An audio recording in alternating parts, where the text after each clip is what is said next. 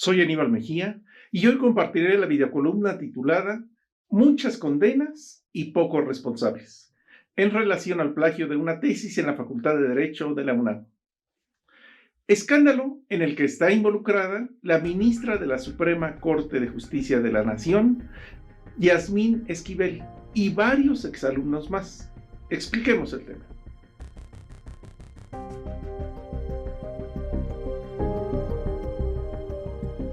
Partamos de fijar una postura personal en relación al caso de la citada servidora pública.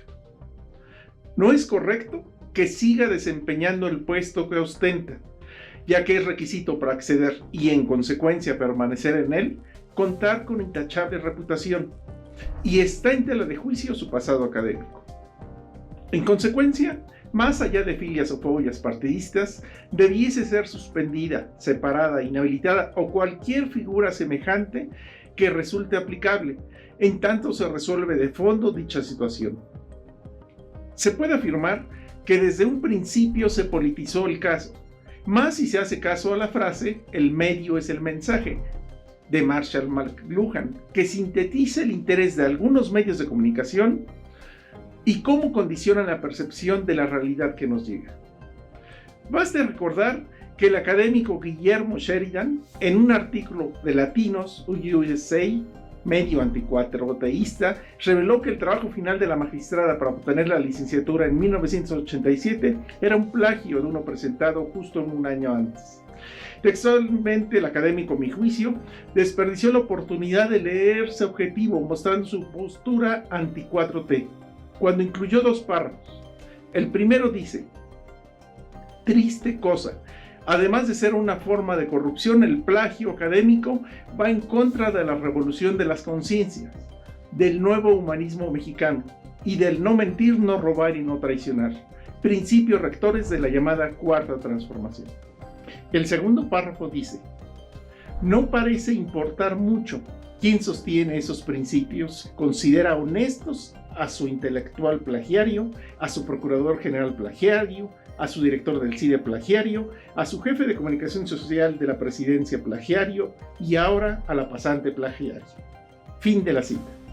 Pero que quede claro, su posición hacia el actual gobierno no invalida lo reprobable que es el plagio de tesis, aunque sí da luz respecto a los motivos de aquellos que en coro condenan el mismo. Los que recurren parecieran desesperados a la simplista politización de todo. El mismo académico aportó datos adicionales importantes, que después fueron refrendados por el diario español El País, en el sentido de que la licenciada Marta Rodríguez Ortiz, abro comillas, también dirigió la tesis del licenciado Báez Gutiérrez y por lo tanto la conocía bien, una tesis idéntica a la de la pasante Yasmín, y para el caso, idéntica a otras dos tesis posteriores, una del 2008 y otra del 2010 que también dirigió. Cierro comillas. Ante ello caben varias reflexiones críticas, partiendo de que se identifican al menos tres ámbitos: el académico, el laboral y el regulatorio. Primero, en el ámbito académico. El plagio se dio en 1987, es decir, hace 36 años, cuando ni remotamente existía la denominada Cuarta Transformación. El sistema y protocolo de actuación desde entonces estaba corrompido. 2. Pareciera evidente que los principales involucrados, además de los estudiantes que se titularon con el trabajo plagiado, es la directora de tesis, pero también los restantes sinodales que debieron revisar la misma, así como las autoridades universitarias que entonces estaban al frente de la UNAM, que dicho sea de paso, ahora se han dedicado a cuestionar lo que no pudieron prever y evitar. 3. La existencia de varios trabajos plagiados en diversos años implica un acto premeditado y continuado, es decir, el sistema falló en su diseño e implementación desde al menos hace 36 años, y las autoridades universitarias, que son pagadas con recursos públicos, están evidenciadas. El politizar el asunto pretende desviar la atención de este hecho. Se debería valorar la revisión de la carga de trabajo de los directores de tesis, estableciendo controles con auxilio de las tecnologías de la información, entre otras muchas acciones, claro. Pero también se deben realizar auditorías que identifiquen cuántos casos similares existen y se proceda en consecuencia. Solo así se restañará un poco el desprestigio de la UNAM. Lo mínimo que se esperaría es que de manera transparente todos y cada uno de los involucrados fuesen citados, cuestionados y detallaran su participación, siendo en su caso sancionados. En consecuencia, ha quedado expuesta lo que puede ser la punta del iceberg. Las revisiones y evaluaciones debieran hacerse en todas las facultades y abarcando íntegramente las carreras ofertadas por la UNAM. No estaría de más que las instituciones particulares, dicho sea coloquialmente, pusieran sus barbas a remojar, para no estar en condiciones similares.